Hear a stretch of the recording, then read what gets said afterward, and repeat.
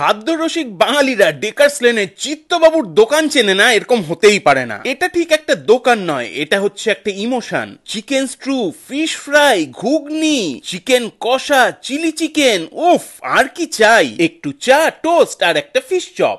চলুন জেনে নি যখন মাঠে খেলা থাকে তখন চিত্তবাবুর দোকানে কি খেলা চলে। ইস্ট বেঙ্গল মোহনবাগান বলতে কলকাতার ডার্বি, কলকাতার মহানগরী অনেক ভেসে যায় আবেগে, কিন্তু এখানে আবেগ না। এখানে আসলেই চিত্তদার দোকানের চা, টোস্ট, কখনো chicken stew, fish fry, chicken stew এইসব নিয়ে ডুবে থাকা, তখন মেলবন্ধটা হারিয়ে যায়, যেন মাঠের বন্ধুত্ব।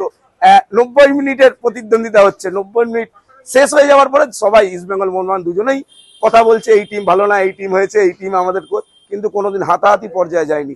এইটাই চিত্তদার দোকান। জানো ওনারা ডক্টরস চয়েস তেল ইউজ করেন, তাই তো খাবারের এত স্বাদ।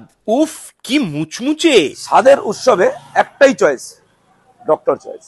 স্বাদের উৎসবে একটাই চয়েস, ডক্টরস চয়েস।